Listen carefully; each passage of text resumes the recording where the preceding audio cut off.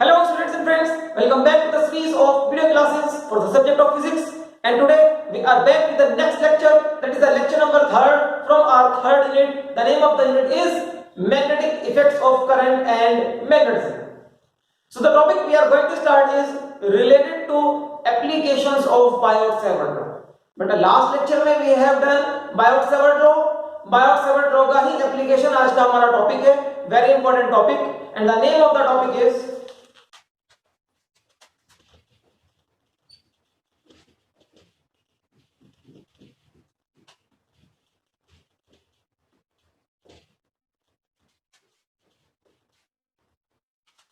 Magnetic field due to current carrying loop. ये हमारा आज का टॉपिक होगा. Means we have to find out magnetic field due to a current carrying loop. Now what is the meaning of loop here? Loop is actually a circular piece of wire. Last topic पे हमने क्या करा है? Last topic में हमने magnetic field, जो Oersted का topic था, वहां पर क्या देख रहे थे हम? मैग्नेटिक फील्ड डायग्रामेटिकली देख रहे थे due to a straight wire. अब magnetic field due to a circular wire. So आप उसको कह सकते हैं magnetic field due to a current carrying loop. Okay, magnetic field due to a current carrying loop, ये एक इस तरह का लूप हो सकता है कि कोई भी वायर सर्कुलर फॉर्म में बेंड हो, any wire which is bend in the form of a circle, और it is carrying a current carry करेगा तो उसके अंदर मैग्नेटिक फील्ड होगा. ठीक है, करंट कैरी करेगा तो वो मैग्नेटिक फील्ड प्रोड्यूस करेगा. ओके, सो जब हमारे पास magnetic field due to straight wire हम देखते थे, वो क्या था? Magnetic field due to straight wire, हर पॉइंट पर जहां जहां पर करंट फ्लो कर रहा है, हर पॉइंट पर सर्कुलर मैग्नेटिक फील्ड लाइंस हमने देखी थी. सर्कुलर मैग्नेटिक फील्ड हर लाइन हर पॉइंट पर थी वो. ठीक है, उसको हमने बोला था इट इज सिलेंड्रिकली सिमेट्रिकल. उन सारे सर्कल्स को आप इक्वल रेडियस वाले सर्कल्स को अगर ज्वाइन करेंगे तो क्या बन जाएगा? सिलेंडर बन जाएगा. ठीक है, अभी इस स्ट्रेट वायर को आप इमेजिन करो कि इसको बेंड कर दिया एक सर्कल में. अगर इसको बेंड कर दिया जाए एक सर्कल में, तो वो सारी मैग्नेटिक फील्ड लाइंस जो सर्कुलर है वो ऐसे हो जाएंगे, लाइक दिस, लाइक दिस. ठीक है, वो सारी ऐसे हो जाएंगी, लाइक दिस, सब जगह होंगी लेकिन वो. ओके, सो अगर ये एक करंट कैरिंग सर्कुलर कॉइल है, if this is a current carrying circular coil carrying the current like this, ठीक है, according to you clockwise direction. ठीक है, carrying the current in clockwise direction from your side, तो इसकी वजह से magnetic field होगा इसके आसपास सारे पॉइंट्स पर. ओके, सभी पॉइंट्स पर मैग्नेटिक फील्ड होगा. लेकिन हमें जो मैथमेटिकली मैग्नेटिक फील्ड की वैल्यू निकालनी है, वो कौन से पॉइंट्स पर निकालनी है? वो पॉइंट्स होंगे जो पॉइंट्स इस सर्कुलर लूप के लिए इसकी एक्सिस पर लाई करते हैं. सिर्फ उन पॉइंट्स का मैथमेटिकल ट्रीटमेंट हम लोगों को करना है. एक्सिस क्या होगी? Axis is a line passing through the center of the circle and perpendicular to its plane. Suppose this is the axis to this circle, passing through its center and perpendicular to its plane, like this. ठीक है, ये इसकी axis है. So जितने भी points इस axis पर लाई करेंगे, उन पॉइंट्स पर ही आपको मैग्नेटिक फील्ड कैलकुलेट करना है. ठीक है, तो ये हमारी एक कॉइल है. This is the coil. Circular current carrying coil भी बोल सकते हो, सर्कुलर करंट कैरिंग लूप बोल सकते हो, या सर्कुलर पीस ऑफ वायर बोल सकते हो. ठीक है, if this is a coil या सर्कुलर करंट कैरिंग लूप, ये हमारा इस तरह से इस प्लेन में रखा जाएगा. ओके, और इसके सेंटर से पास होने वाली एक्सिस पर किसी एक पॉइंट पर we have to determine the value of magnetic field due to current in this loop. ठीक है, so it will be a 3 dimensional diagram. ये एक 3 डायमेंशनल डायग्राम होने वाला है, और इस डायग्राम को हम बनाएंगे अपने पेपर पे, और पेपर होता है 2 डायमेंशनल.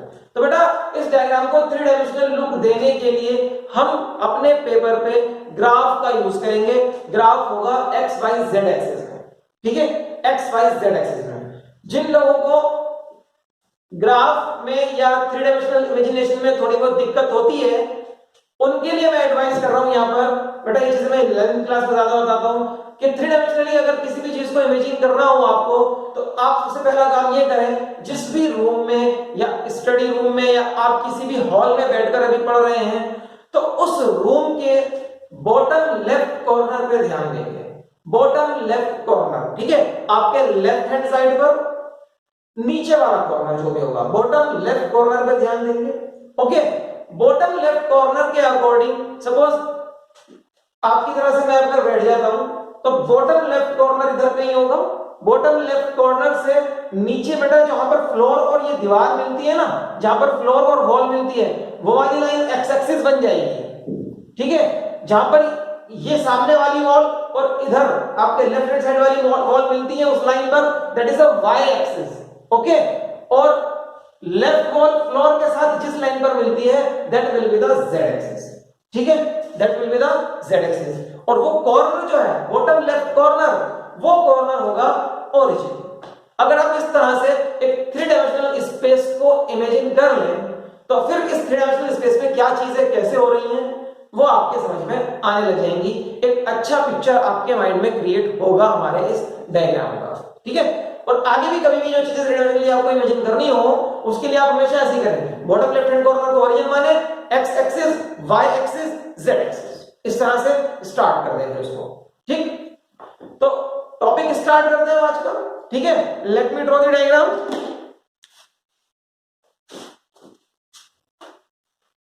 स्टूडेंट्स डायग्राम में बनाता हूं यहां पर। First of all I am drawing a X axis, ये मेरा एक्स एक्सिस हो जाएगा, and this is the Y axis.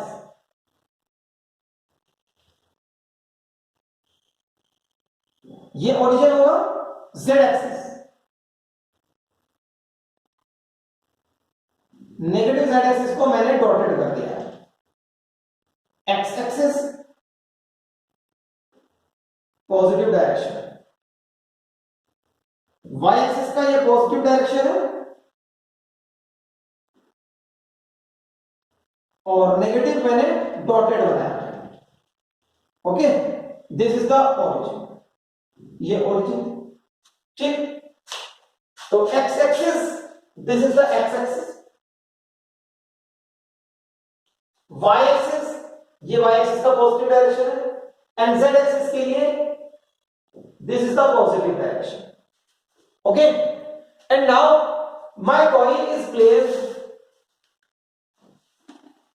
This coin is placed on the Y Z plane.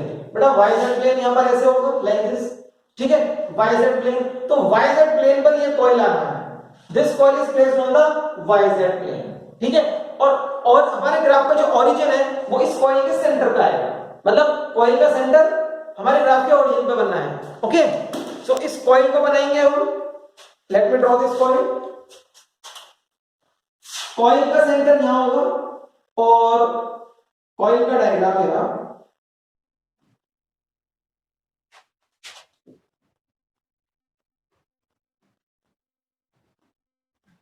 This is the coil. Coil is carrying current in the given direction marked by the arrow.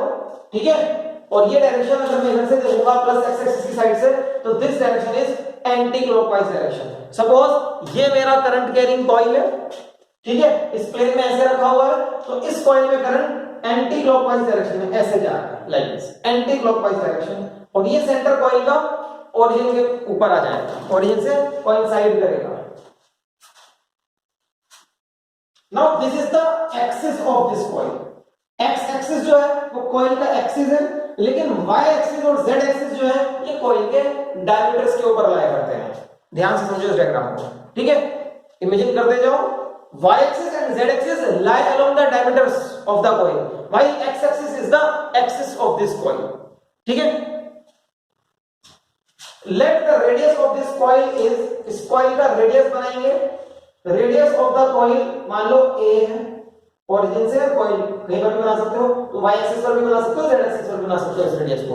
x axis पर नहीं बना सकते, because x axis क्या है, coil से perpendicular plane, coil के plane के perpendicular है। ठीक है, x axis। मान लो कि पॉइंट है मेरे पास यहां P, और इस पॉइंट पर मेरे को मैग्नेटिक फील्ड निकालना है due to this current carrying coil, और मेरे को यूज करना है Biot Savart law, because this topic is application of Biot Savart law, क्योंकि ये टॉपिक है application of Biot Savart law. So I will be using Biot Savart law. ठीक, बायोट-सैवर्ट लॉ यूज करने के लिए बेटा सबसे पहले जो चीज आपको पता होनी चाहिए वो ये है कि बायोट-सैवर्ट लॉ जब भी आप यूज करेंगे ये बताता है magnetic field due to a small current carrying element. और इस लॉ को लगाने के लिए हमें चार चीजों के बारे में इंफॉर्मेशन होना बहुत जरूरी है। क्या? आई मतलब कितना करंट, डीएल मतलब length of the conductor, sine theta means sine of the angle between displacement vector and direction of current, याद है ना Biot Savart law, upon R square. और आर क्या है यहां पर? R is the distance of point P from the small current carrying element, from the small current carrying element. ठीक है, तो सबसे पहले तो आपको देखना है कि इन चारों में से भी क्या चीजें आपके पास अवेलेबल है। अभी आई हमारे पास अवेलेबल है, I is the current flowing in the wire. ठीक है, बायोट-सैवर्ट लॉ किसी भी शेप ऑफ वायर पे लगता है। ठीक है, तो ये सर्कुलर वायर है, इसमें भी लगेगा आई। चलो अब नेक्स्ट इज डीएल। डीएल कहां है? डीएल मतलब इस पूरे वायर पे मेरे को एक छोटा एलिमेंट मानना होगा। ये जो करंट कैरिंग कॉइल है इसके ऊपर कोई एक छोटा सा एलिमेंट मानना होगा, छोटी लेंथ डीएल एज्यूम करनी है मेरे को। ठीक है, तो मैं छोटी लेंथ डीएल एज्यूम करूंगा यहां ऊपर वाले पॉइंट पर, छोटी सी लेंथ यहां पर एज्यूम करनी है मेरे को यहां। ठीक है, सबसे ऊपर वाले पॉइंट पर एज्यूम करेंगे इसको। ठीक, तो consider a very small length of this wire, ये डीएल है। तो मैंने इसको ठीक कर दिया है काफी। ठीक है, दिस इज डीएल और इसको हम एक्स वाई बोलेंगे, एक्स वाई। चलो इधर एक्स लिखते हैं, इधर वाई।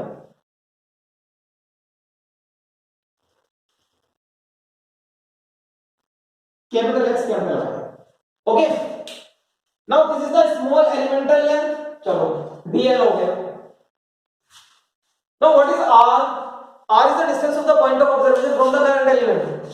करंट एलिमेंट से पॉइंट ऑफ ऑब्जर्वेशन तक का डिस्टेंस कहां है, मतलब यहां से P तक का डिस्टेंस, दिस इज आर। ये नेगेटिव जेड एक्सिस है बेटा, इसको मैं थोड़ा कम कर देता हूं सो दैट ये हमारे लिए कंफ्यूजन क्रिएट नहीं करेगी। Negative Z axis. Now what is this? This is R. ये आर है, ये आर होता है। डिस्प्लेसमेंट वेक्टर इसी पे बनेगा अगर आपको बनाना हो, याद है? कितनी चीजें पता चल गई बच्चों अब तक? I dl r. Now what is theta? Theta is the angle between the direction of the current in the small current element and displacement vector. Theta ये होता है। तो अभी हमारा डिस्प्लेसमेंट वेक्टर क्या है? डिस्प्लेसमेंट वेक्टर है यहां पर, sorry displacement vector is along this line और करंट एलिमेंट में करंट का डायरेक्शन अभी ऐसे जा रहा है लाइक दिस। ठीक है, तो इसको आप फिर से देखेंगे, ये मेरा यहां पर करंट एलिमेंट है, current is flowing like this. सबसे ऊपर वो छोटा सा पीस ऑफ लेंथ होगा और वो बहुत छोटा जो पीस ऑफ लेंथ होगा वो ऑलमोस्ट स्ट्रेट लाइन होगा। ठीक है, मतलब एक बहुत छोटा आर्क सर्कल का, एक बहुत छोटा आर्क ऑलमोस्ट स्ट्रेट लाइन होता है, उसमें करंट का डायरेक्शन क्या है? करंट का डायरेक्शन है आपकी side, outward from the plane of the board, आपकी साइड है ना। तो current is flowing like this और यहां इस स्मॉल आर्क से P पॉइंट पर ज्वाइन करने वाली लाइन जो होगी ये दिस लाइन, ये line, this line will make an angle with the direction of the current which is 90 degree. 90 degree हो गया ना, T shape. This is a T shape. जहां पे T shape बन जाए वहां एंगल क्या होता है? 90 डिग्री। ठीक है, so this angle theta is 90 degree है। theta is 90 degree। बेटा चीजों को थ्री डायमेंशनली इमेजिन करनी है, थ्री डायमेंशनली इमेजिनेशन आपकी बहुत अच्छी होनी चाहिए। और अभी जिनको दिक्कत हो रही है सबका सही करूंगा टॉपिक, मैं फिक्र रहा हूं, सबको समझ में आएगा आज। So angle is 90 degree. कहां पर है ये एंगल? ये एंगल है this one, angle between direction of current and displacement vector. Okay, this angle is theta और ये यहां पर भी 90 है। Now we have the information about these four factors I, dl, theta and r, सबके बारे में इंफॉर्मेशन है। So we can have magnitude of dB using Biot Savart law. हमारे पास dB आ सकता है बायोट-सैवर्ट लॉ को लगाने के बाद। ठीक है, मतलब dB यहां पर होगा मैग्नेटिक फील्ड, यहां पर हम dB लिख सकते हैं ना। ठीक है, याद करो मैग्नेटिक फील्ड क्या होता है? Magnetic field is always perpendicular to the displacement vector. सब चीजें बायोट-सावर्ट लॉ में बताई थी मैं। बायोट-सावर्ट लॉ की क्लास अच्छे से अगर आपने करी है तो you know this. Magnetic field इस आर लाइन के परपेंडिकुलर होगा, बट इस आर लाइन के परपेंडिकुलर डायरेक्शन क्या सिर्फ एक या दो ही हैं? बेटा इस आर लाइन से परपेंडिकुलर डायरेक्शन इनफाइनाइट है, उनमें से एक सिलेक्ट करना है। किसी भी लाइन से 90 डिग्री पर देयर आर इनफाइनाइट डायरेक्शंस। कैसे हो सकते हैं? देखो सपोज ये कोई भी एक लाइन है, इससे 90 डिग्री पर ये है, दिस इज द 90 डिग्री, नीचे भी होगा, दो हो गए, ठीक है। ऐसे देखो थोड़ा सा इस एंगल से 90 डिग्री पर ये भी है, ये भी है, ये भी 90 डिग्री पर है, ये भी 90 डिग्री पर है, this is also 90 degree, this is also 90 degree, this is also 90 90 90 90 90 90 कितने कितने डायरेक्शंस अवेलेबल है 90 डिग्री पर? 90 डिग्री पर कितने डायरेक्शंस अवेलेबल हो गए? इनफाइनाइट डायरेक्शंस अवेलेबल है 90 डिग्री पर। ओके, पूरा घूम जाएंगे आप इस पे। तो 90 डिग्री पर तो इनफाइनाइट डायरेक्शंस अवेलेबल होते हैं, किसी भी लाइन से कौन सा डायरेक्शन लोगे? Which is perpendicular to the plane containing dl cross r cap. r cap इधर है, dl ऐसे इससे परपेंडिकुलर, या which is given by right hand thumb rule, या फिर आप राइट हैंड थंब रूल लगाएं, बहुत आसान होता है लगाना। क्या था right hand thumb rule? Current carrying wire को राइट हैंड से ग्रैस्प करना है, पकड़ना है with the thumb in the direction of current. अगर करंट ऊपर जा रहा है तो ऐसे, और डायरेक्शन ऑफ कर्लिंग फिंगर अगर आप P पॉइंट से पास कराएंगे, इमेजिन करेंगे कि मेरी फिंगर्स घूमते हुए P पॉइंट से पास कर रही हैं, तो ये फिंगर्स P पॉइंट से जिस भी डायरेक्शन में पास होंगी वही डायरेक्शन मैग्नेटिक फील्ड का होता है, और वो डायरेक्शन R वाली लाइन से है, डिस्प्लेसमेंट वेक्टर से हमेशा 90 डिग्री पर आता है। ओके, इन बातों को ध्यान में रखते हुए लगाते हैं यहां पर right hand thumb rule. Right hand thumb rule जब लगाओगे तो करंट तो ऐसे जा रहा है, बोर्ड से बाहर की तरफ आ रहा है इस पॉइंट पर, तो thumb in the direction of the current, और मेरी फिंगर्स, ये राइट हैंड की फिंगर्स जब मैं एज्यूम करूंगा P पॉइंट से कैसे जाएंगी? P पॉइंट से जाती है ऊपर की तरफ, लाइक दिस। P पॉइंट से ऊपर की तरफ, ऊपर की तरफ कौन सा डायरेक्शन पकड़ना है? ऊपर की तरफ ऐसा डायरेक्शन पकड़ो जो इस लाइन से 90 डिग्री पर हो। सो ऊपर की तरफ एक ऐसा डायरेक्शन जो इस लाइन से 90 डिग्री पर होगा, वो ऐसा, वो ये डायरेक्शन है, दिस इज द डायरेक्शन, ठीक है। इस लाइन के ऊपर जो भी आप डायरेक्शन मार्क करेंगे वो डायरेक्शन मैग्नेटिक फील्ड जो यहां से क्रिएट हुआ है using Biot Savart law, magnetic field आ गया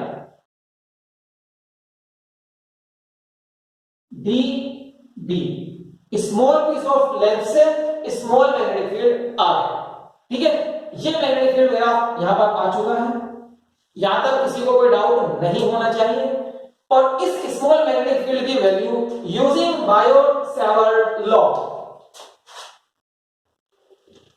यूजिंग, बेटा स्टार्टिंग में थ्योरी जरूर लिखें, और थ्योरी में कुछ नहीं, थ्योरी में सिर्फ जो डायग्राम आप बनाते हो ना उसे अपने वर्ड्स में एक्सप्लेन करना आना चाहिए, that's it. It can be of 3 lines 4 lines, जितना आपसे लिखा जाए लिख दीजिए, बट थ्योरी लिखना आना चाहिए, थ्योरी लिखनी भी चाहिए, क्योंकि जब कोई डेरिवेशन वाला क्वेश्चन एग्जाम में आता है, अगर आप उसको विदाउट थ्योरी करते हैं, आपने भले ही उसकी सारी मैथमेटिक्स ठीक की हो, डायग्राम अच्छा बनाया हो, लेकिन थ्योरी अगर आपने बिल्कुल नहीं लिखी तो मार्क्स थोड़े बहुत टीचर काट लेता है, ठीक है। अगर आपको 100% मार्क्स चाहिए तो थ्योरी लिखनी होगी, थ्योरी कुछ नहीं होती है, आपको डायग्राम एक्सप्लेन करना होता है, ओके। तो थ्योरी को आप यहां पर मैंने आपको थ्योरी दे दी है, थ्योरी पहले कॉपी करके फिर यहां से स्टार्ट करें, using Biot Savart law, using Biot Savart law. Biot Savart law use करेंगे तो magnetic field due to small element xy at point P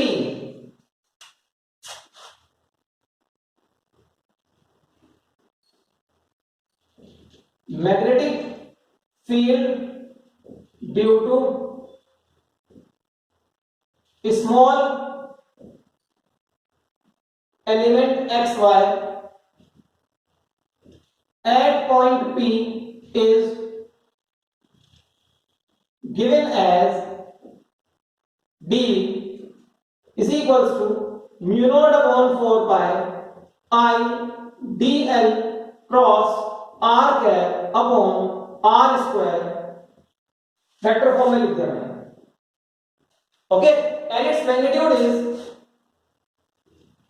and its magnitude is dB is equals to mu naught upon 4 pi I dl sin 90 theta is 90 over a upon r square. Magnitude इस फॉर्मूले से लिखेंगे ideal sin 90 upon r square. Theta 90 है which is clearly marked in r bracket.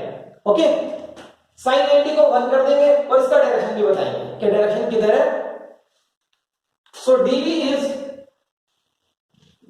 Mu naught upon 4 pi i dl sin 90 1 हो गया upon r square along, यहां पर कोई एक पॉइंट मार्क कर लो P2Q along P2. Okay, and this is my equation number 1. ये मेरी पहली इक्वेशन यहां पर आ गई।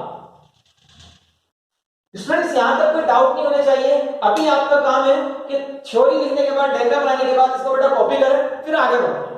थोड़ा सा टाइम लगेगा इस टॉपिक में, लेकिन पहली बार पढ़ रहे हैं, टाइम लग रहा है, लेकिन जब आप इसको प्रैक्टिस करने के बाद इस टॉपिक को लिखेंगे ना, 10 मिनट का टॉपिक है, सिर्फ इतना बड़ा टॉपिक नहीं है जितना आज इसमें थोड़ा टाइम लग जाएगा।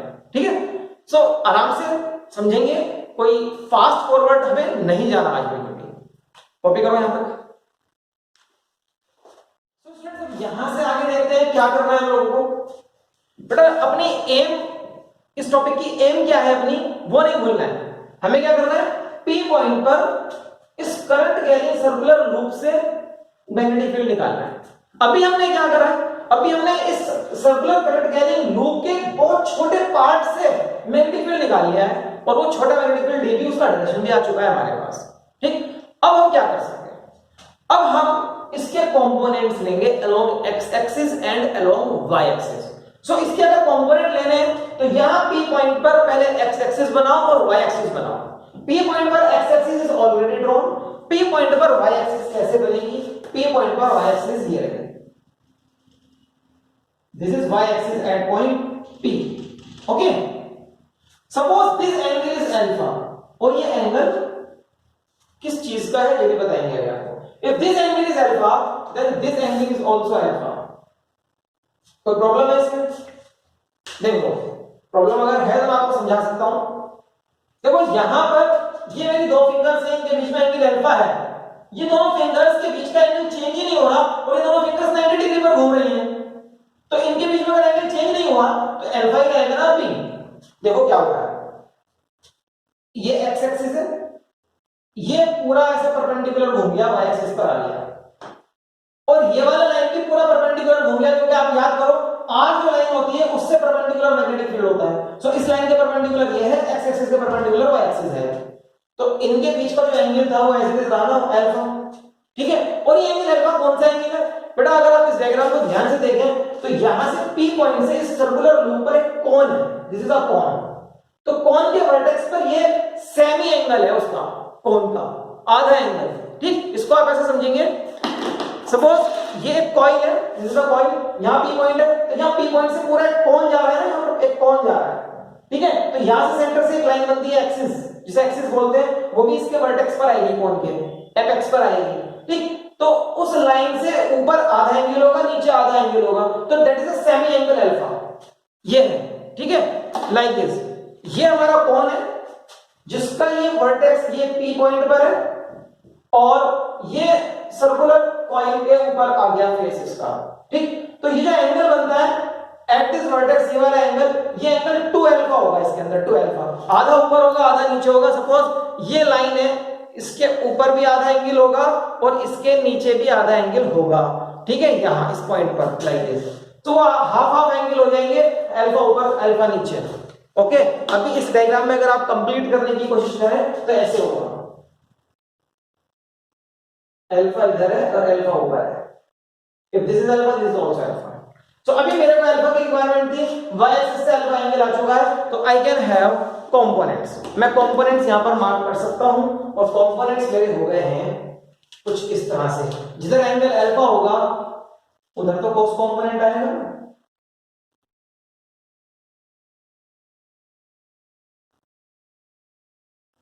This is dv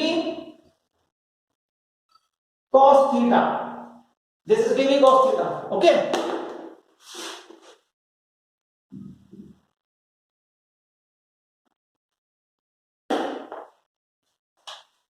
and this component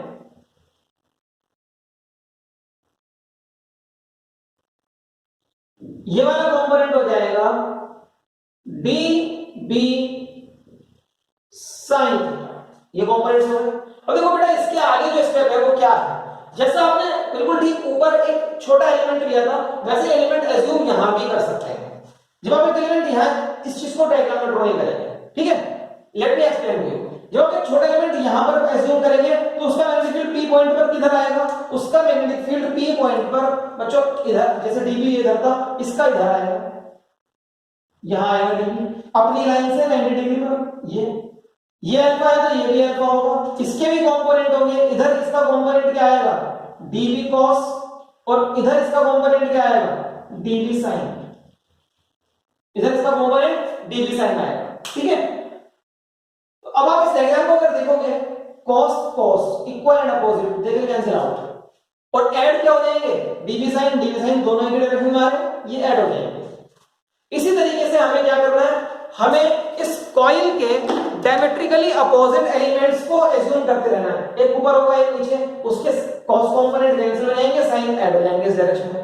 ऐसी एक यहां होगा तो इसके डायमेट्रिकली अपोजिट यहां होगा, इन दोनों के भी कॉस कैंसिल हो जाएंगे, साइन ऐड हो जाएंगे मेरे डायरेक्शन में, ठीक है। ऐसे ही करते करते इसका डायमेट्रिकली अपोजिट इधर होगा, इसका डायमेट्रिकली अपोजिट यहां होगा, इसका यहां होगा, ये पूरा कॉइल कंप्लीट हो जाएगा। सारे एलिमेंट्स जब कंप्लीट हो जाएंगे तो उन एलिमेंट्स के कॉस कंपोनेंट सब कैंसिल हो रहे हैं और साइन कंपोनेंट सब ऐड हो रहे हैं। छोटे छोटे पार्ट्स का एडिशन कैसे करा जाता है, छोटे छोटे पार्ट्स को ऐड करने के लिए हम इंटीग्रेशन का यूज करते हैं। We make use of integration to solve such kind of questions जिसमें छोटे छोटे बहुत सारे पार्ट्स हो और उनको ऐड करना, ठीक है। तो अब यहां से इंटीग्रेशन का रोल स्टार्ट होएगा, उसको देखते हैं और उसको करते हैं। सो टेकिंग कंपोनेंट्स लेने के बाद क्या कर रहे हैं हम लोग, वो करते हैं आगे।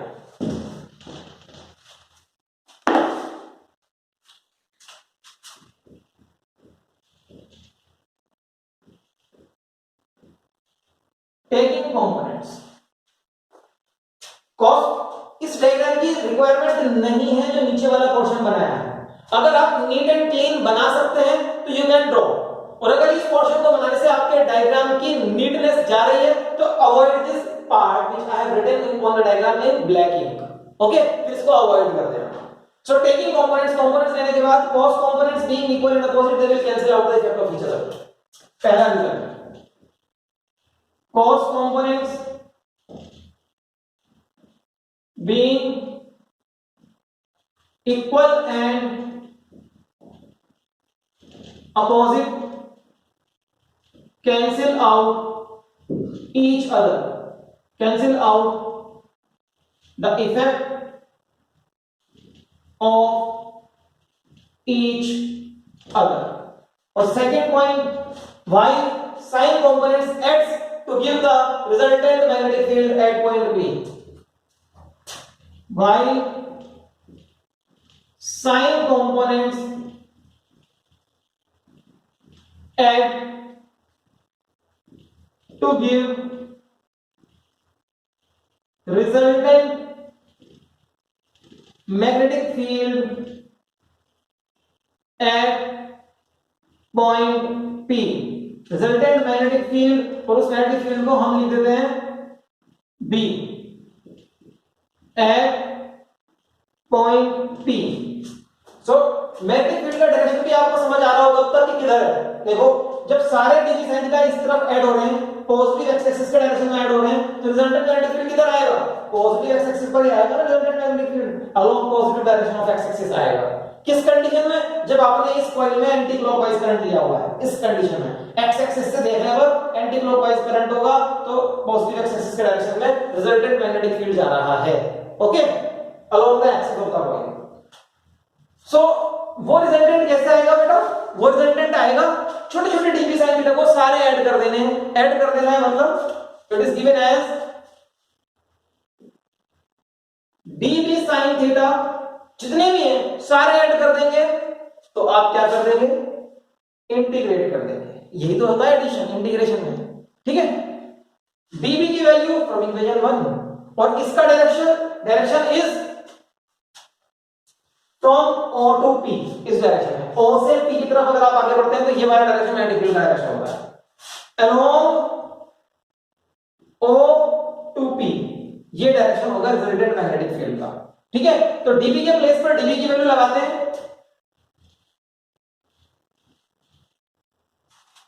म्यू नॉट अपॉन 4 पाई IDL अपॉन R स्क्वायर, ये dB हो गया, इनटू साइन थीटा, ये साइन थीटा हो गया इनटू साइन थीटा। ओके, अब यहां से जो इंटीग्रेशन में सब कुछ लिखा हुआ है बेटा, जितनी चीजें कांस्टेंट है वो इंटीग्रल साइन से बाहर जा सकती है, ठीक, और बाकी जो वेरिएबल है वो यही रह जाएगा। तो अब इस स्टेप को जरा ध्यान से देखेंगे कि क्या क्या यहां पर कांस्टेंट है।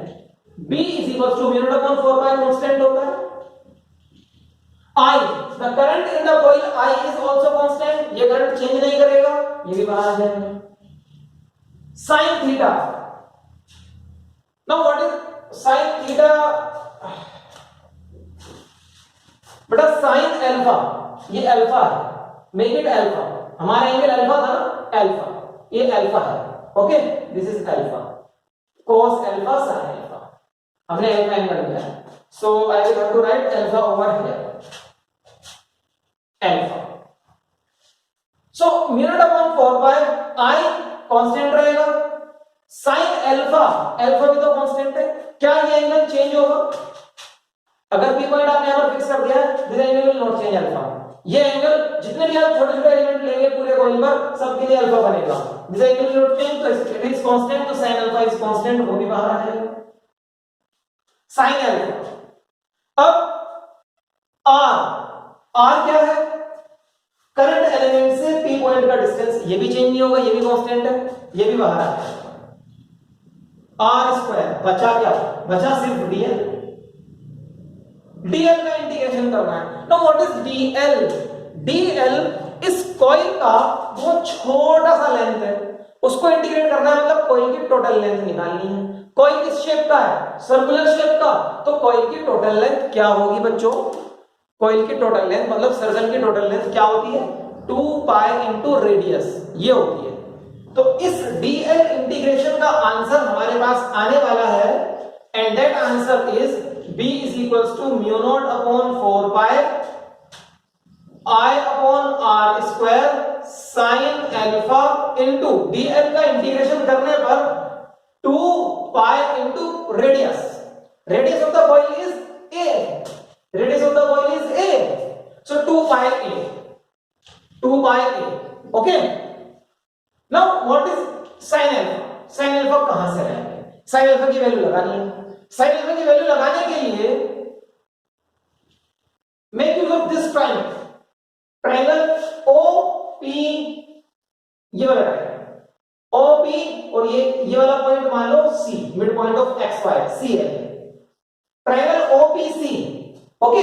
इस ट्रायंगल पे अगर आप देखें तो sin अल्फा कैलकुलेट हो सकता है, यहां से sin अल्फा क्या होगा? sin होता है परपेंडिकुलर अपॉन हाइपोटेन्यूज, इस ट्रायंगल में परपेंडिकुलर है radius of the coil a और हाइपोटेन्यूज है r, a upon r, you can write a upon r in place of sin alpha, so a upon r लिखेंगे अभी हम, mu naught upon 4 pi I upon r square, sin alpha के place पर a upon r और उसके बाद 2 pi a, okay.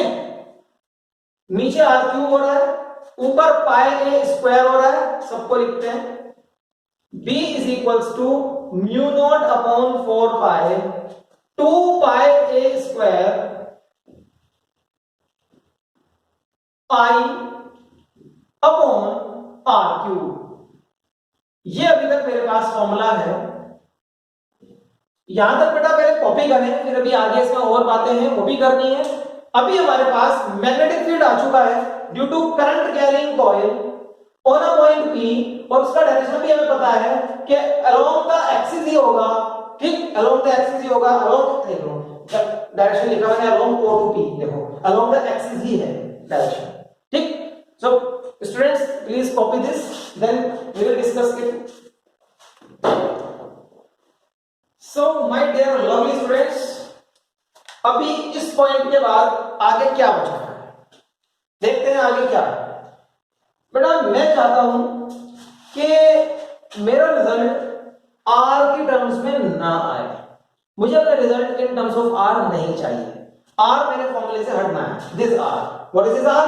This r is the point p का distance from the current element. जो छोटा सा एलिमेंट आपने माना था ना, उससे इसका डिस्टेंस आर है।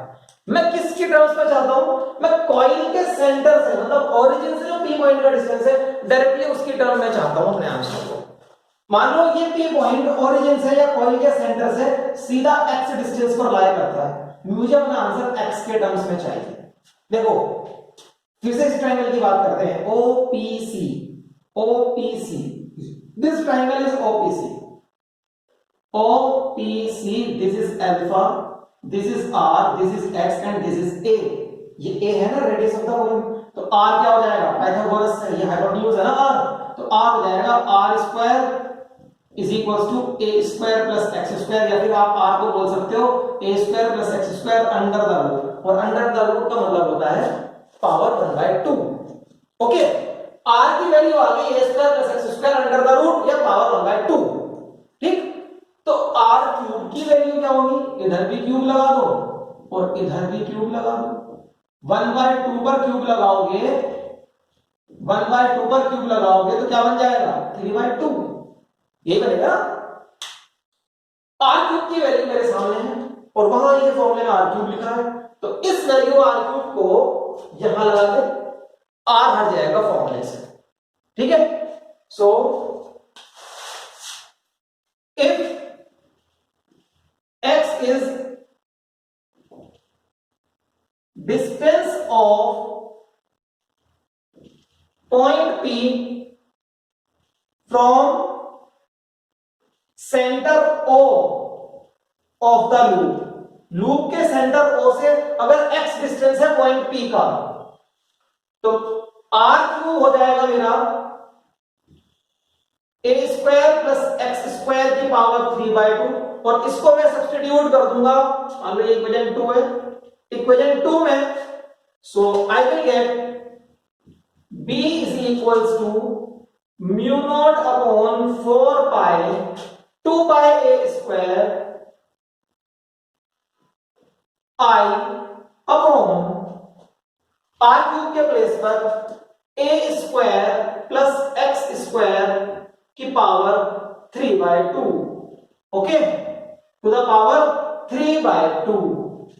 ये मेरा आंसर यहां पर आ गया in terms of x, r को मैंने रिप्लेस कर दिया। ठीक है, और मान लो कि इक्वेशन नंबर 3 है। बेटा पाई a स्क्वायर को ब्रैकेट में क्यों लिखा हुआ है? ध्यान करो, पाई a स्क्वायर, a क्या है? a is the radius of the circular loop, तो पाई a स्क्वायर क्या होता है? उस सर्कुलर लूप का एरिया। जो आपने ये a रेडियस का, this is the radius a of the loop, तो इसका एरिया पाई a स्क्वायर होगा ना, तो लूप का एरिया आ रहा है फॉर्मूले में। यहां सीधा सीधा अगर आपके पास डायरेक्टली एरिया अवेलेबल है तो आप पाई a स्क्वायर की जगह उस एरिया की वैल्यू लिख सकते हैं।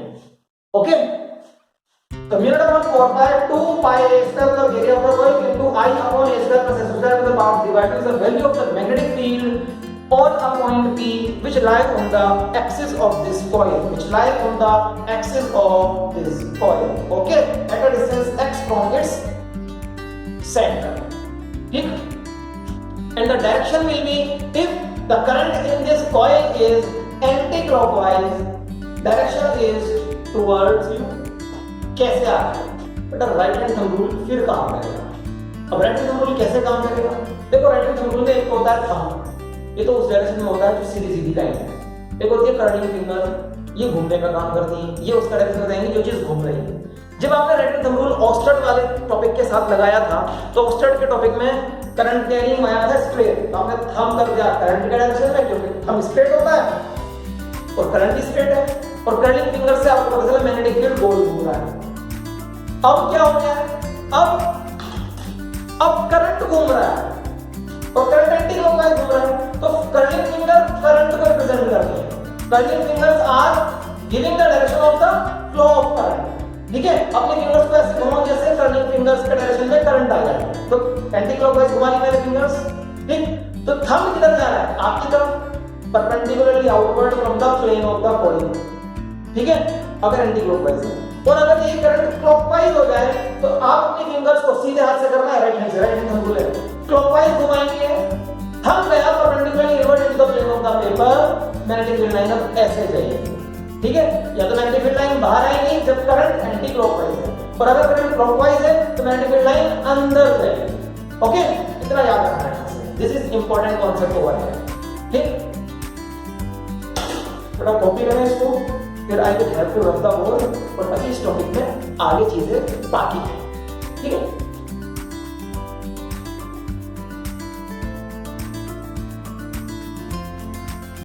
यस स्टूडेंट्स, तो अभी हम इस डेरिवेशन में जिस रिजल्ट तक पहुंचे हैं, मैं एक बार उस रिजल्ट को आपके सामने फिर लिख देता हूं। क्या हमने इस डेरिवेशन में किया है उसको एक बार शॉर्ट में मैं यहां पर लिख देता हूं, and then we will proceed forward.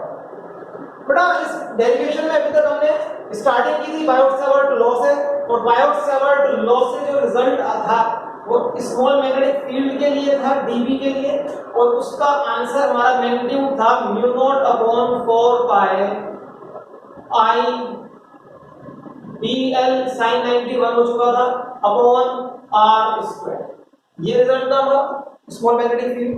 फिर इसको कंपोनेंट लेने के बाद में कॉस कैंसिल हुए, साइन वाले ऐड हुए, फाइनल रिजल्ट हमारा मैग्नेटिक फील्ड का mu naught upon 4 pi 2 pi a square I upon a square plus x square to the power 3/2. This is the final result. So far we have obtained for the magnetic field at point P, which is at a distance x from the center of the coil. Okay, and students, now somehow I have managed a three-dimensional space over here to explain this topic to you in a more efficient manner. ठीक है, हम कोशिश करेंगे कि क्या diagram है, किस तरह से थ्री डायमेंशनल स्पेस में इस डायग्राम को हम बना सकते हैं और कैसे इमेजिन करेंगे इस डायग्राम को थ्री डायमेंशनल स्पेस में, ठीक है। बट अभी तक भी अगर आपको इस डायग्राम को समझने में, अपनी आईज के सामने इसको इमेजिन करने में दिक्कत है, तो इस चीज को देखने के बाद में आपकी सारी परेशानी इस इमेजिनेशन की दूर होने वाली है, ठीक है। तो ट्राई करते हैं इसको किस तरह से ये हुआ है। बेटा मैंने आपको पहले भी बताया था कि बॉटम लेफ्ट, जहां भी आप हो, जिस रूम में, हॉल में आप पढ़ रहे हो, वो बॉटम लेफ्ट कॉर्नर होगा।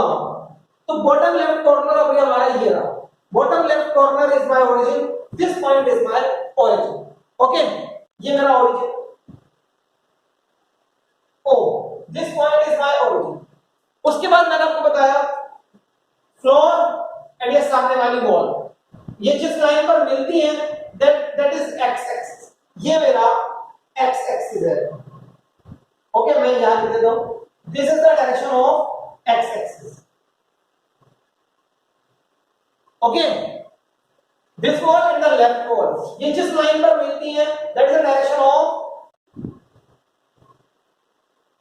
Y axis, and this one is the direction of z axis. ये मेरा डायरेक्शन हो जाएगा जेड एक्सिस। ओके, ये जेड एक्सिस का डायरेक्शन मेरा होगा, origin x axis, Y axis, Z axis. ये इमेजिनेशन अगर आप कर लोगे तो now we are having a three dimensional space over here. यहां पर हमें देखना है कि कॉइल कैसे रखा है, ये कॉइल मैंने कैसे रखा है। मैंने बोला था कि this coil is placed in y Z plane. तो वाई जेड प्लेन वो प्लेन होगा जो वाई एक्सिस और जेड एक्सिस जिस प्लेन में आ जाए। देखो, वाई एक्सिस और जेड एक्सिस इस प्लेन पर आ, ठीक है ना, y एक्सिस से और z एक्सिस से ये वाला प्लेन बनता है। सो इस प्लेन के ऊपर, मतलब इस दीवार के ऊपर वो कॉइल है जिसको मैंने ऐसे बनाया है। ओके, इस डायग्राम में तो two dimensional diagram, two dimensional paper पे मैंने थ्री डायमेंशनल डायग्राम को दिखाने की कोशिश की है, but how does it look actually, कैसे दिखता है रियल में? ये ऐसा होगा, कॉइल यहां पर है, लाइक दिस, ये कॉइल है यहां पर और कॉइल का सेंटर होगा यहां पर, दिस कॉइल। ओके, तो इस कॉइल को बनाने की कोशिश की जाए।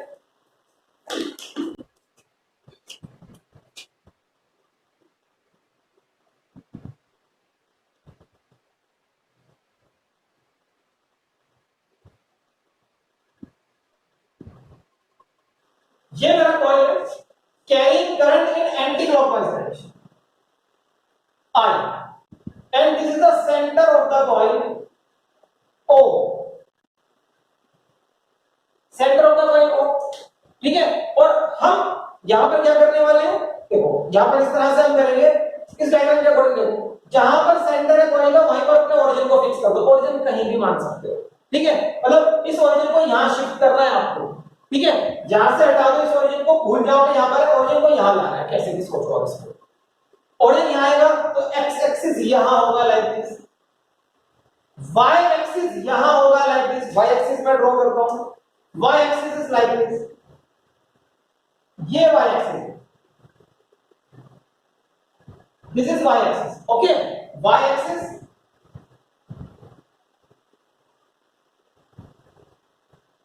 और z एक्सिस, ये z एक्सिस है, this is z axis, positive z axis, negative z axis. So positive z axis के डायरेक्शन में मैं इसको एरो से शो कर देता हूं, पॉजिटिव z एक्सिस, ओके। ये मेरा पॉजिटिव z एक्सिस हो गया in this direction, maybe getting out of frame, z axis. थोड़ा आप ध्यान से देखो, आप देखो क्लियर है ना कि y एक्सिस और z एक्सिस इसके डायमीटर्स के अलग आ रहे हैं। डायमीटर ये होगा, any line passing through the centre of the circle is a diameter, ये भी डायमीटर है, z एक्सिस पर भी डायमीटर है, y एक्सिस पर भी डायमीटर है, ठीक है। तो y axis and z axis are along the diameters of this point. Centre से प्लेन के परपेंडिकुलर जो लाइन है दैट इज x एक्सिस, और उसी को आप क्या बोलेंगे, that is the axis of this point, okay. ये वाली इस लाइन को भी मैं मैनेज करूंगा, बना लूंगा, ठीक। दिस लाइन, इस लाइन पर कहीं यहां एक P पॉइंट है जहां पर मैग्नेटिक फील्ड हमें निकालना है, ओके। और उस P पॉइंट पर मैग्नेटिक फील्ड की वैल्यू ये हमने कैलकुलेट की, this is the value calculated at point P। So let me fix an axis over here, एक एक्सिस फिक्स कर देते हैं यहां पर। So students, I have fixed an axis over here, बड़ी मुश्किल से ये एक्सिस मैंने यहां पर फिक्स की है, ठीक है। देखो ये एक्सिस है x एक्सिस, और ये इस कॉइल का एक्सिस भी है which is perpendicular to the plane, board से परपेंडिकुलर है ना वाली लाइन, दिस लाइन, ये लाइन बोर्ड से परपेंडिकुलर है, okay. So this is the axis of the plane of the point. यहां पर कहीं एक P पॉइंट है, P पॉइंट, इस लाइन पर कहीं P पॉइंट है, उस P पॉइंट का डिस्टेंस ओरिजिन O से x है, x। इस P पॉइंट पर इमेजिन कर लो यहां पॉइंट P है, इस P पॉइंट पर मेरे को मैग्नेटिक फील्ड निकालना था, ठीक है। मैंने उस मैग्नेटिक फील्ड को निकालने के लिए बायोट-सावर्ट लॉ यूज किया। बायोट-सावर्ट लॉ में आता है mu naught upon 4 pi I dl sin theta upon r square, ये चार फैक्टर्स जो यहां पर लोकेट कर लेगा वो बायोट-सावर्ट लॉ लगा पाएगा, जिससे नहीं होंगे वो नहीं लगा पाएगा, ठीक है। सो I बायोट-सावर्ट लॉ में I is the current flowing in this coil, वो तो आ गया। dl मैंने क्या करा था, dl के लिए मैंने यहां इस पॉइंट पर, सपोज ये कौन सा पॉइंट था, C, ये C पॉइंट है, C पॉइंट पर एक बहुत ही छोटा लेंथ इमेजिन किया, और अगर करंट एंटी क्लॉकवाइज है तो इस लेंथ में direction of flow of current ये है, ये मेरे पॉइंट थे x to y, ऐसे x to y like this current is flowing like this, okay, x to y I current ऐसे जा रहा है। अब ये dl है, दिस इज dl, dl क्या है मेरा, x to y, xy मेरा dl है, ठीक। I हो गया, dl हो गया। Now what is r, r क्या था, r is the distance of the point of observation P from small length, Biot-Savart law पढ़ा था, स्मॉल लेंथ dl से P पॉइंट का डिस्टेंस। सो वो ये वाली लाइन हो गई ना, सपोज यहां पर यहां पर कोई पॉइंट P है, सपोज यहां पर एक पॉइंट है P, ये वाली है, दिस लाइन लाइक दिस, ये, okay. If I am able to show it to you correctly, ये लाइन R है, दिस लाइन इज R, और यहां पर P पॉइंट है, मैं यहां पर मैंने इसको पकड़ा हुआ है फिंगर से, this is point P and this line is R, okay. So R is this distance, R is this distance, okay। ये वाली जो लाइन है, इस लाइन का डिस्टेंस R है, I हो गया, dl हो गया, R हो गया। Now what about theta angle, theta is the angle between displacement vector, ये डिस्प्लेसमेंट वेक्टर है, this is the displacement vector, okay, displacement vector, और करंट ऐसे जा रहा है, current is flowing towards you, आपकी तरफ, तो करंट ऐसे जा रहा है, करंट ऐसे जा रहा है, current is flowing like this and displacement vector is like this. Now what is this shape? A T shape. Okay, displacement vector is like this. T shape जहां भी होगा, this angle will be 90 degree. So ये angle यहाँ पर 90 degree बना है, आप इसको ऐसे समझिए, इस ब्लैक मार्कर के डायरेक्शन में वेक्टर r है डिस्प्लेसमेंट वेक्टर, और रेड मार्कर के डायरेक्शन में करंट फ्लो कर रहा है. What is the angle between this to marker? 90 है ना ये एंगल. यही वो एंगल है जो हमने यहां मार्क किया हुआ है diagram. Okay, angle theta 90 sin 90 हो जाता है 1 को मल्टीप्लाई करा तो वो कुछ नहीं होगा, आपको मल्टीप्लाई करने से, ठीक है. बाकी का term will remain as it is, 1 से मल्टीप्लाई करना होगा. थोड़ा ये 12 से वर्ड लो लिखा हमने. इस डायग्राम को अपने पेपर पे ऐसे बना, ठीक है. एक्चुअल 3D रिप्रेजेंटेशन ये है डायग्राम, ठीक. उसके बाद में जब आप यहां पर मैग्नेटिक फील्ड निकालोगे, P पॉइंट पर मैग्नेटिक फील्ड निकालते हो, तो डिस्प्लेसमेंट वेक्टर से परपेंडिकुलर होता है वो, और आपको कौन सा रूल बताएगा कि किधर जाना है? राइट हैंड थंब रूल बताएगा. इमेजिन करो कि मैंने इसको राइट हैंड से पकड़ा, thumb in the direction of the current, तो कर्लिंग फिंगर जब P पॉइंट से पास होगी, ये फिंगर जब P पॉइंट से पास होगी तो ऐसे जाएगी ना, लाइक दिस. ये फिंगर्स P पॉइंट से पास होते हुए ऐसे जाएंगे in this direction. That is why in this direction हमको क्या मार्क कर देना है? dv. dv इस डायरेक्शन में मार्क कर देना है, और ये डायरेक्शन इस लाइन से 90 डिग्री पर होता है, 90 डिग्री पर होता है. ओके, आर लाइन से हमेशा 90 डिग्री पर होता है, ठीक. आधा राइट हैंड थंब रूल से याद रखिएगा. पूरा dv मार्क कर लिया. नाउ अब अपने dv मार्क कर लिया, डिस्प्लेसमेंट वेक्टर का ये वाला एंगल एक्सिस से, दिस एंगल इज अल्फा, और ये एंगल, अगर इस पॉइंट P पर आप एक कोण इमेजिन करो, यहां पूरा कोण इमेजिन करोगे तो उस कोण का सेमी एंगल है, हाफ एंगल, ठीक है. And if this angle is alpha, तो जो dv ने एंगल बनाया y एक्सिस से वो भी अल्फा है, as I explain you here, ठीक है. ये दोनों लाइन 90 डिग्री पर घूम जाएंगी, इनके बीच का एंगल नहीं चेंज होगा. x एक्सिस के परपेंडिकुलर y है और डिस्प्लेसमेंट वेक्टर के परपेंडिकुलर dv का डायरेक्शन है, तो उनके बीच का एंगल अगर ये अल्फा है तो ये भी अल्फा रहेगा. So this angle is alpha over है. कंपोनेंट कर रहे हैं, dv का कंपोनेंट अल्फा की साइड मतलब y एक्सिस की साइड dv cos थीटा, और dv का कंपोनेंट x एक्सिस की side dv sin alpha, dv cos alpha dv sin alpha. Okay, dv cos alpha, dv cos alpha, नीचे एक element यहां भी होगा, जैसा एलिमेंट ऊपर माना है वैसा एलिमेंट यहां भी मान सकते हैं, लेकिन इस एलिमेंट में डायरेक्शन ऑफ करंट इधर होगा, परपेंडिकुलरली इन्वर्ट होगा. ओके, तो इस एलिमेंट में अगर करंट इन्वर्ट होगा, हम इधर जाएगा, हम इधर जाएगा, तो मैं P पॉइंट पर जब फिंगर्स कर्ल करूंगा वो नीचे की तरफ कर्ल हो रही है, उसका dv ऐसे बनेगा, लाइक दिस. उसका dv cos alpha, dv cos alpha ऊपर वाले से कैंसिल हो रहा है, और dv sin अल्फा ऊपर वाले dv sin अल्फा में ऐड हो रहा है. तो ये दो डायमेट्रिकली अपोजिट एलिमेंट्स हैं. जब इन दो डायमेट्रिकली अपोजिट का ये हाल हुआ है, तो डायमेट्रिकली अपोजिट बहुत सारे होंगे. देखो, एक इसका और इसका भी होगा, फिर इसका और इसका भी होगा, एंड सो ऑन. इसके साथ इसका, इसके साथ इसका, इसके साथ इसका, सारे डायमेट्रिकली अपोजिट के cos cos कैंसिल हो जाएंगे, sin sin सभी तरह आ जाएंगे. उन्हें ऐड करना है. ऐड करने के लिए हमने क्या करा था? इंटीग्रेशन को फॉलो किया था. स्टेप्स देखने पीछे जो आपने भी कॉपी किए होंगे, ठीक है. इंटीग्रेशन फॉलो करने के बाद फाइनली हमारे पास ये रिजल्ट आया. इससे पहले वाला स्टेप r की फॉर्म में था, and final result is this, ठीक है. r को रिप्लेस कर देना है, पाइथागोरस लगा के उसको भी रिप्लेस कर दिया आप लोगों ने, ठीक है बेटा. तो ये पूरा अभी तक हमारी यहाँ की कहानी है. इसके बाद क्या करना? सबसे पहली चीज इसके बाद ये है कि क्या जरूरी है कि इस कॉइल में बस एक ही टर्न हो सकता है, बहुत बड़ा वायर हो और उसको सेवरल टर्न्स में वाउंड अप किया गया हो. सो इट मींस हो सकता है कि इस कॉइल के अंदर नंबर ऑफ टर्न्स n हो, कैपिटल N. बेटा, so students, this result is for a loop of one turn.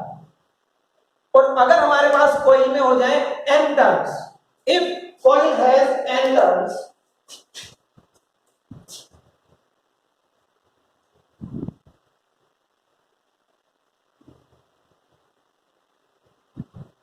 if coil has n turns, इस रिजल्ट को n से मल्टीप्लाई करेंगे। एक कॉइल का ये रिजल्ट है, n कॉइल्स मानोगे ना उनको, n कॉइल्स से रिजल्ट n टाइम्स हो जाएगा, मैग्नेटिक फील्ड n टाइम्स हो जाएगा, ठीक है।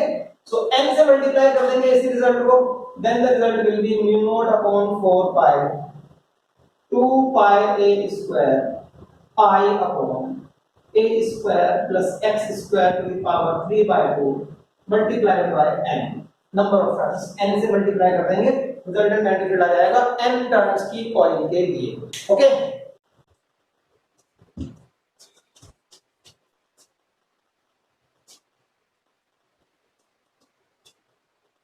2 into I into area of the coil, ये क्या चीज है?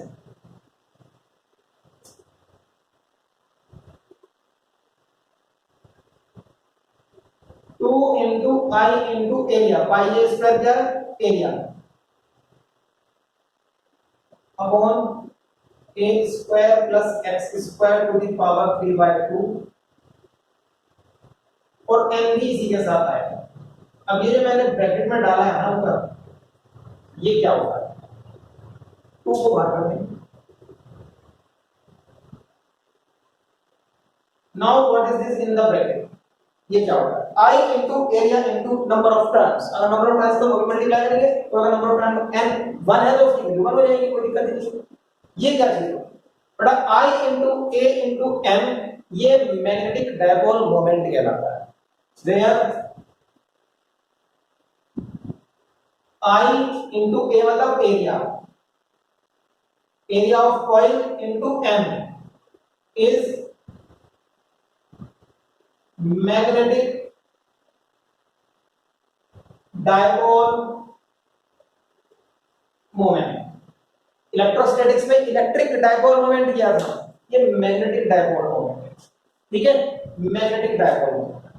सो ये मैग्नेटिक डायपोल मोमेंट कहलाता है, इसको याद रखिएगा। Where I into area of the coil into m is known as magnetic dipole moment, okay. The direction of the magnetic field will be perpendicularly outward along the axis of the coil if the direction of current is anti-clockwise, and it will be perpendicularly inward into the plane of the coil along the axis if the direction of the current is clockwise, ठीक है। मेरे देखने पर अगर anti clockwise current है तो magnetic field मेरी तरफ को होगा, और मेरे देखने पर अगर क्लॉकवाइज करंट है तो मैग्नेटिक फील्ड अंदर को होगा, मेरे से अवे जाएगा, ठीक है। ये रिजल्ट आप याद रखें, ओके। अभी हम इसके स्पेशल केस करें।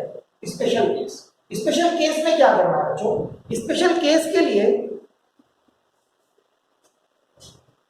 थोड़ा सा स्पेस कॉपी कर ले बेटा, यहां पर copy this, then we will proceed towards the special cases. Special case,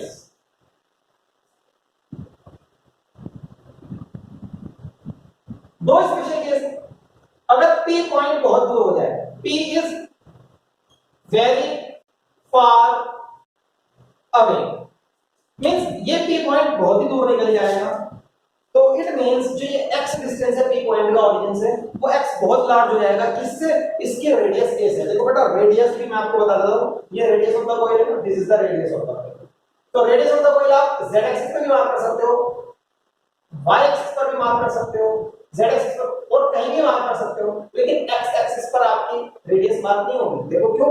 क्योंकि y axis along the diameter, z axis along the diameter है, अलोंग द डायमीटर तो रेडियस होती है, बट x एक्सिस क्या है? x एक्सिस तो इस coil के प्लेन के परपेंडिकुलर एक लाइन है, जिसको आप इस कॉइल का या इस लूप का एक्सिस बोलते हैं, ठीक है। तो x एक्सिस पर आप रेडियस मार्क नहीं कर पाएंगे। जो इस डायग्राम में क्लियर नहीं होती चीजें, वो यहां क्लियर हो रही है, ठीक। तो वो x जो बहुत लार्ज हो चुका है P पॉइंट दूर जाने पर, वो x a से बहुत बड़ा हो गया। So it means x is very very greater than a, और अगर x very very large than a है, इन इस फॉर्मूला हम x square plus a square को ऑलमोस्ट x स्क्वायर ही लिख सकते हैं। It means a square plus x square can be written as almost x square only, क्योंकि a तो बहुत छोटा नंबर है, बहुत लार्ज नंबर में ऐड करने के बाद कोई इफेक्ट नहीं आएगा। ठीक है, इस चीज को यहां रिप्लेस करो और अपना आंसर लगाओ। b is equals to mu naught upon 4 pi 2 pi a square i, number of turns अगर है तो n, अपॉन ये x स्क्वायर रह जाएगा, x स्क्वायर की पावर 3/2 तो रह जाएगा x3 अपॉन x3। ओके, देखो x स्क्वायर की पावर 3/2, अगर कहीं लिखा है x स्क्वायर की पावर 3/2 तो 2 से 2 कैंसिल हो रहा है, ठीक है ना। सो क्या रह जाता है, x³ रह जाता है। सो 4 फार टर्म्स, ये आंसर है फार। सेकंड स्पेशल केस क्या करना है हम लोगों को, सेकंड स्पेशल केस करना है at the centre of the point, P is at the centre, मतलब ये भी पॉइंट वहीं पहुंच जाएगा जहां O है। इट मींस x क्या हो जाएगा, x डिक्रीज होते होते होते होते 0, x को 0 लगा दो इसको। तो अगर P is at the centre तो x को 0 लगाएंगे, x को 0 इन दिस फॉर्मूला। तो x को 0 लगाने पर सेंटर पे mu naught upon 4 pi 2 pi a square i, number of turns हम वो भी लिखेंगे n, अपॉन x 0 कर दो a स्क्वायर की पावर 3/2, नीचे रह गया a³। This is the formula at the centre of the coin.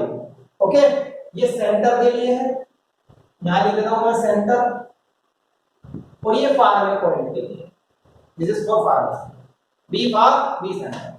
a square से कैंसिल हो सकता है यहां पर, लेकिन मैंने नहीं किया क्योंकि pi square complete area of the loop है हमारा, इसलिए नहीं किया। कर सकते हैं आप, और a स्क्वायर से स्क्वायर कैंसिल भी कर सकते हैं, पाई से पाई भी कैंसिल कर सकते हैं इन सारे रिलेशंस में, ठीक है। और रिलेशन को कैंसिल करके देखेंगे तो बहुत ज्यादा सिंपलीफाइड रिलेशनशिप आ जाएगी। करके देखते हैं आपको क्या आएगी रिलेशनशिप। फॉर एग्जांपल यहां पर अगर मैं कैंसिल करूंगा तो आंसर आएगा 2 से 4 कैंसिल हो जाएगा, mu naught i n upon 2a, simple answer आएगा, ठीक है। सो वो चीजें हम क्यों कैंसिल नहीं कर रहे, तो म्यू नॉट अपॉन 4 पाई की वैल्यू में डायरेक्टली आ जाए 10 की पावर -7। दूसरा पाई a स्क्वायर यहां पर एरिया ऑफ द लूप है, इसलिए हम इन चीजों को कैंसिल करने से अवॉइड कर रहे हैं। बट यू शुड नो कि कैंसिल करने के बाद भी क्या आंसर आने वाला है, ठीक है बच्चा। So two special cases we have done. अगर p पॉइंट बहुत दूर चला जाए तो क्या होगा, दिस वन, p पॉइंट बिल्कुल ही सेंटर पे चला जाए तो क्या होगा, सेकंड केस। ओके, ये सब चीजें हमने यहां पर इसकी थ्योरेटिकली कंप्लीट की, बेटा इसको कॉपी करें and then we will proceed forward. अभी कुछ और है। Now students, the last part of the topic is diagram for the representation of magnetic field lines due to current carrying loop। जो अभी आपने करंट कैरिंग लूप का पूरा derivation किया है, उस करंट कैरिंग लूप से जो मैग्नेटिक फील्ड उसके आसपास क्रिएट होता है उसको आप डायग्रामेटिकली कैसे रिप्रेजेंट करेंगे, ये करना है हमको, ठीक है। So I am having a current carrying loop, current carrying loop draw कर लेते हैं हम लोग। ये करंट कैरिंग लूप है और suppose the direction is clockwise, direction of current is clockwise, ठीक है। इस डायग्राम को कंप्लीट करने के लिए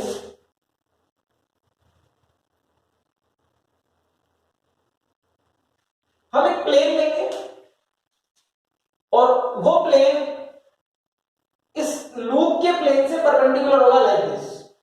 ओके, इस तरह का प्लेन होगा, उस प्लेन को ड्रॉ करेंगे हम यहां पर।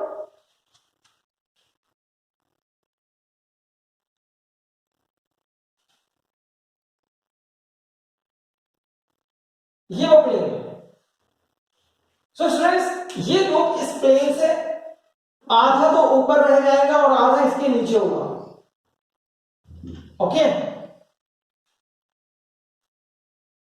और अगर आपको इसमें करंट फ्लो कराना है तो यहां से कट लगाएंगे, यहां से करंट एंट्री लेगा लाइक दिस,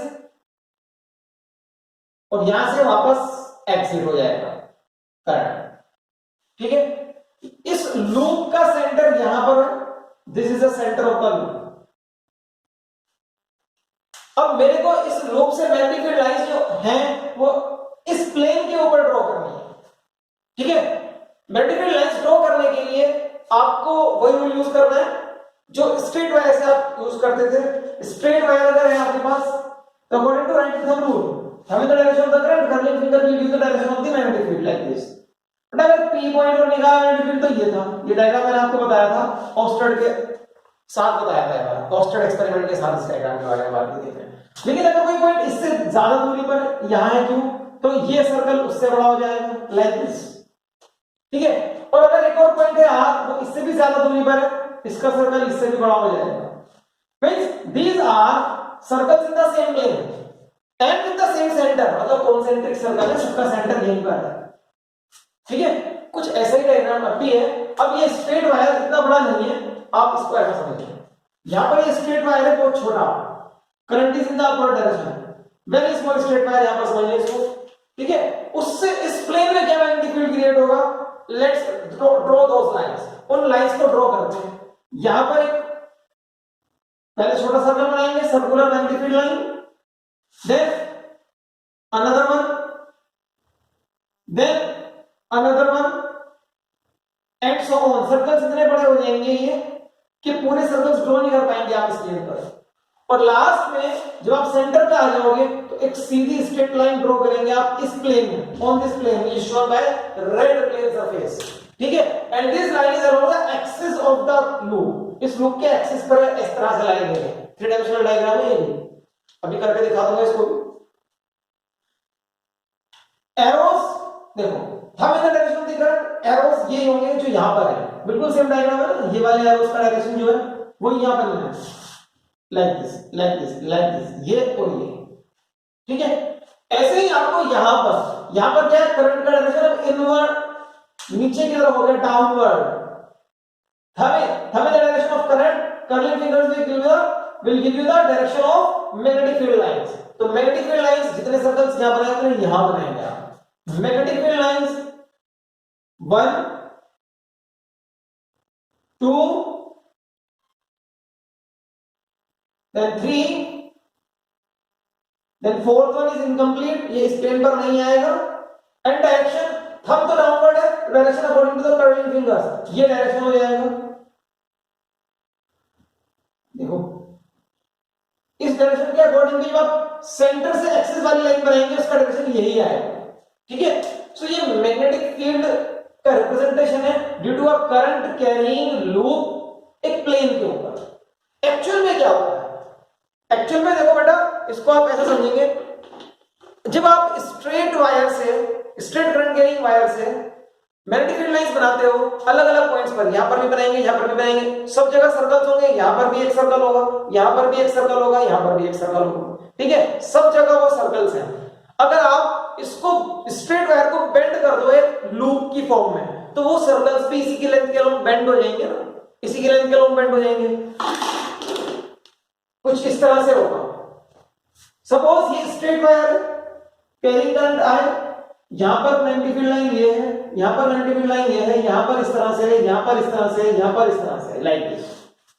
अब अगर मैं इस स्ट्रेट वायर को बेंड कर दूं इन the form of a loop, मैंने स्ट्रेट वायर को बेंड कर दिया इन the form of a loop, इस तरह से बेंड कर दिया,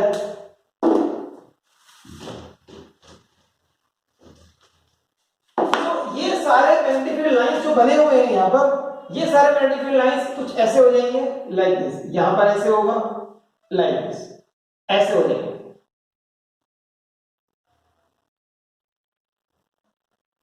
ओके। आपने जो भी डायग्राम बनाया है ये वाला, ये डायग्राम सिर्फ एक प्लेन में आपने शो किया है। मींस अगर मैं सिर्फ इन वाले सर्कल्स को कंसीडर करूं, इन वाली मैग्नेटिक फील्ड लाइंस को, तो बेटा आपने सिर्फ ये वाला डायग्राम बनाया है, ये वाला, बाकी आप शो नहीं कर रहे, आप सिर्फ ये वाले शो कर रहे हैं और इस डायग्राम को आप कंप्लीट कर देते हैं अब टू द मिड पॉइंट, यहां तक कंप्लीट कर देते हैं लाइक दिस, ठीक है। इस तरह से सिर्फ ये एक प्लेन पे ये भी होंगे, एक प्लेन पे ये भी होंगे, एक प्लेन पे ये भी होंगे, ठीक है, सबके लिए एक प्लेन बना सकते हो आप, बट हमने सिर्फ एक ही प्लेन दिखाया है। आप सब दिखाने की कोशिश करोगे तो डायग्राम कंजेस्टेड हो जाएगा, नीट एंड क्लीन नहीं रहेगा, ठीक है। सो एक्चुअल तो ये है, रियलिटी ये है, बट हमने डायग्राम को कंप्लीट नहीं बनाया, हमने सिर्फ एक प्लेन के ऊपर शो करा है, ठीक है। सो स्टूडेंट्स, ये diagrammatic representation of magnetic field lines due to a current carrying loop, इस डायग्राम को आप ड्रॉ करें।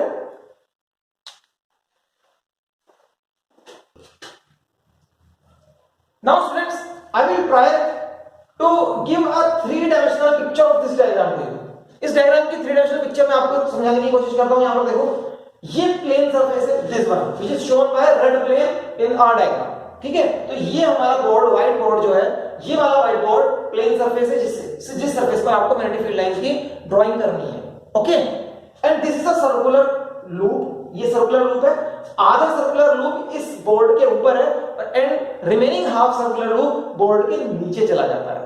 ठीक है, remaining half circular loop board के नीचे चला जाता है, लाइक दिस। ओके, तो जो बोर्ड के ऊपर है उससे मैग्नेटिक फील्ड लाइंस किस तरह से बनेंगी? सो बोर्ड के ऊपर जो आपका सर्कुलर लूप है वो हमें यहां पर अभी इस डायग्राम में दिख रहा है, नीचे वाला नहीं दिख रहा है। ठीक है, तो नाउ अगर हमें डायरेक्शन ऑफ करंट बता दिया जाए कि इसके अंदर डायरेक्शन ऑफ करंट क्लॉकवाइज है, like this, direction of current is clockwise. Okay, the centre of this circular loop is this one, ये इसका सेंटर है, ये इसका सेंटर होगा। ठीक है, अब मेरे को मैग्नेटिक फील्ड लाइंस ड्रॉ करनी है, तो बेटा मैग्नेटिक फील्ड लाइंस ड्रॉ करने के लिए आप ध्यान से देखिए, यहां पर करंट का डायरेक्शन ऊपर की तरफ है, क्लॉकवाइज जा रहा है, ऊपर की तरफ है। Thumb in the direction of the current, और मैग्नेटिक फील्ड लाइंस देखो किस तरह से होनी चाहिए, जैसे मेरी फिंगर्स कर्ल कर रही हैं, ऐसे होनी चाहिए यहां पर। तो मैं उन मैग्नेटिक फील्ड लाइंस को यहां ड्रॉ करने की कोशिश करता हूं। पहला सर्कल ये होगा,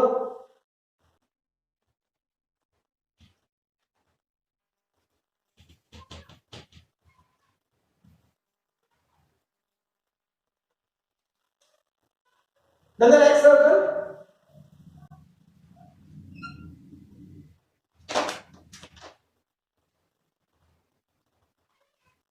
उसके बाद आप एक और सर्कल बना सकते हैं, सर्कल बड़े होते जाएंगे।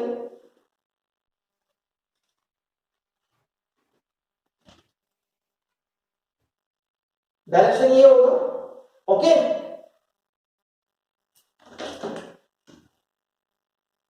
सेंटर पे जब आओगे तो this is a straight line, ये एक्सिस है कोई, this is a straight line, इस लूप की एक्सिस है, this line is this one. समझ गए आप ये लाइन कैसी है? सेम डायग्राम उधर बनाना है।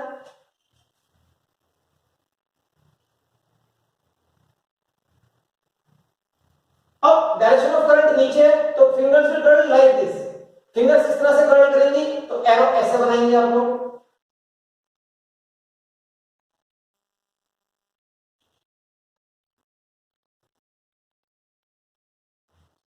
ये एरो बन जाएगा, then the next line will be like this, थोड़ी और बड़ी हो जाएगी like this, और इसके अकॉर्डिंग भी एरो का डायरेक्शन सेंटर वाली लाइन से जो जा रही है, एक्सिस वाली लाइन से, वो यही आएगा। ठीक है, सो ये डायग्राम है, दिस इज द डायग्राम जिसको हमने यहां पर इस तरह से शो किया है। Okay, this diagram and this diagram are same diagrams. ये डायग्राम हमारा मैग्नेटिक फील्ड लाइंस का रिप्रेजेंटेशन है due to a current loop. अगर करंट लूप में डायरेक्शन ऑफ करंट रिवर्स हो जाए एंटी क्लॉकवाइज, आप ये सारे एरोस का डायरेक्शन रिवर्स कर दें, और कोई चेंज नहीं होगा डायग्राम में। Okay students, so with this students we have completed our lecture today. Although आज का लेक्चर थोड़ा लेंथी था, बट स्टूडेंट्स जो टॉपिक आज आपने सीखा है और इस टॉपिक के साथ जो कॉन्सेप्ट्स और 3-dimensional इमेजिनेशन आपने सीखी है आज के लेक्चर में, वो आगे भी इस यूनिट में काम आएगी। सो आज जो आपने टाइम का इन्वेस्टमेंट किया है इस लेक्चर में, वो इन्वेस्टमेंट बहुत जरूरी भी था, और इस इन्वेस्टमेंट का रिटर्न बहुत अच्छा होने वाला है आपके लिए आगे बाकी के यूनिट में। आप और चीजें आगे सीखेंगे। बेटा कुछ नई चीजें थी, नई चीज को सीखने में हमेशा टाइम लगता है, और एक बार आप टाइम लगा लोगे अच्छे से तो वो चीज आपको हमेशा के लिए याद में ढंग से रहेगी। ठीक है, सो स्टूडेंट्स आई होप कि आज का टॉपिक आपको बहुत अच्छे से समझ में आया होगा, और अगर फिर भी कोई डाउट या क्वेरी है तो बच्चे आप वीडियो क्लास को आज की एक बार और देखें, चीजें सब अच्छे से समझ में आएंगी आपको। And apart from this students, आज आपको फिर से इस यूनिट में रियलाइज हुआ होगा, जैसा कि मैंने फर्स्ट लेक्चर में भी आपको बोला था कि बेटा इस यूनिट में चीजें डायरेक्शंस पर बहुत ज्यादा डिपेंड करती हैं, आपकी 3-dimensional इमेजिनेशन बहुत अच्छी होनी चाहिए। सो स्टूडेंट्स आपको आज रियलाइज भी हुआ होगा इन चीजों के बारे में। ठीक है, सो बेटा थोड़ा सा 3-dimensional इमेजिनेशन को अपना इंप्रूव करना है, इस चैप्टर में आगे बढ़ने के लिए। So with this students we conclude the lecture today and wish to see you in the next class. Bye bye.